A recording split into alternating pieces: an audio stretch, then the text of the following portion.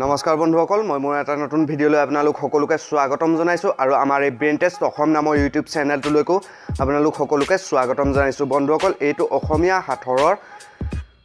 part number 16 হয় 16 আৰু এতিয়ালৈকে যদি আপোনালোকে আমাৰ এই চেনেলৰ আগৰ ভিডিঅ' কেইটা চোৱা নাই তেনেহ'লে এই ডখৰত থকা আই বটনত ক্লিক কৰি পেলাই মোৰ আগৰ ভিডিঅ' কেইটা চাই ল'ব আৰু এতিয়ালৈকে যদি আমাৰ এই চেনেলটো ছাবস্ক্ৰাইব কৰা নাই তেনেহ'লে ছাবস্ক্ৰাইব কৰি ল'ব আৰু তাৰ কাষত লোৱা বেল আইকনটো দবাবলৈ একেবাৰে নাপাহৰিব কাৰণ এনেকুৱা ধৰণৰ নতুন নতুন ভিডিঅ'বিলাক মই কেৱল আপোনাৰ কাৰণে আনি থাকোঁ তো বন্ধুসকল বলক আমি ভিডিঅ'টো আজি আৰম্ভ কৰোঁ आधी जिंदगी मेरी लंघ गई मेरे रब्बा मैं की करा I just don't know तेरे बाजों मैं বন্ধুসকল সাঁথৰ নম্বৰ 1 যদি এটা কোঠালিত 7ডাল মম জ্বলাই থোৱা হয় আৰু তাৰে দুডাল যদি নুমুৱাই দিয়া হয় তেনেহ'লে সেই কোঠালিটোত কেইডাল মম বাকী থাকিব তো বন্ধুসকল আপোনালোকে ভাবি চাওক আৰু শুদ্ধ উত্তৰটো কমেণ্ট কৰি জনাব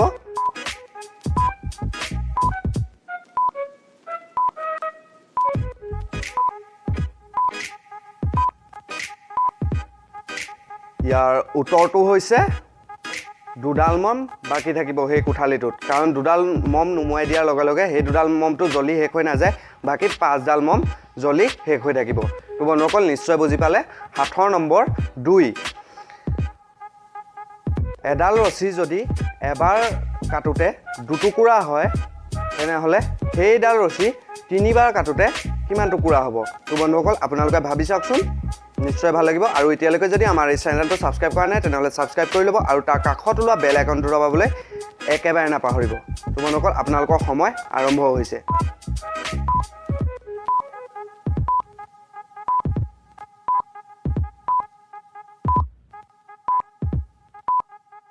ইয়াৰ উত্তৰটো হৈছে 4 টুকুৰা হ'ব হয় বন্ধুসকল ফটোত দেখুওৱাৰ ধৰণে এবাৰ কাটিলে যদি দুটুকুৰা হয় তেনেহ'লে 4বাৰ কাটি দিলেও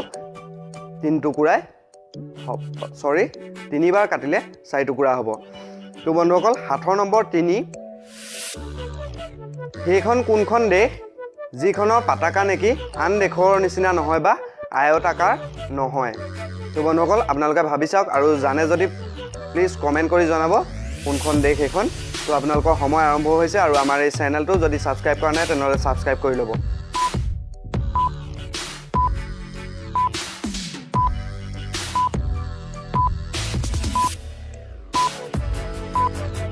ইয়াৰ উত্তৰটো হৈছে নেপাল হয় বন্ধুসকল নেপালৰ পতাকাখন অন্য দেশৰ দৰে নহয় তো বন্ধুসকল আগবাঢ়ো অন্য এটা প্ৰশ্নলৈ অৰ্থাৎ প্ৰশ্ন নম্বৰ বা সাঁথৰ নম্বৰ 4 এটা হাতীৰ দাঁত কিমান থাকে হয় বন্ধুসকল আমিতো এটা হাতীৰ দাঁত দুটাই দেখোঁ কিন্তু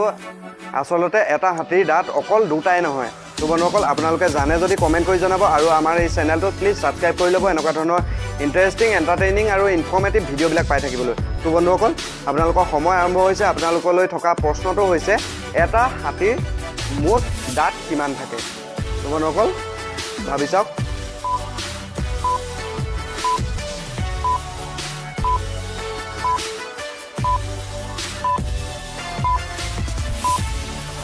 ইয়াৰ উত্তৰটো হৈছে ২৬টা হয় বন্ধুসকল এটা পূৰ্ণাংগ হাতীৰ ২৬টা দাঁত থাকে তো বন্ধুসকল আগবাঢ়ো অন্তিমটো সাঁথৰ বা 5 নম্বৰ সাঁথৰটোলৈ সেইটো কি জন্তু যিটো নেকি গাখীৰ আৰু কণী দুয়োটাই দিয়ে হয় বন্ধুসকল আমাৰ পৃথিৱীত এনেকুৱা এটা জন্তু আছে যিটোৱে নেকি গাখীৰ আৰু কণী দুয়োটাই দিব পাৰে তো বন্ধুসকল আপোনালোকে ভাবি চাওক আৰু যদি জানে তেনেহ'লে আমাৰ এই কমেণ্ট বক্সত জনাব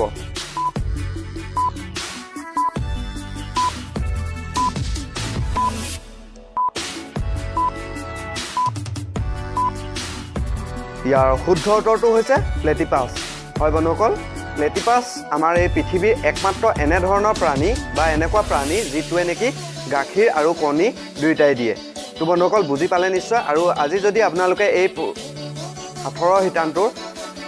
কুৱেশ্যনবিলাকৰ এনচাৰ বুজি পালে বা জানিব পাৰিলে বা দিব পাৰিলে তেনেহ'লে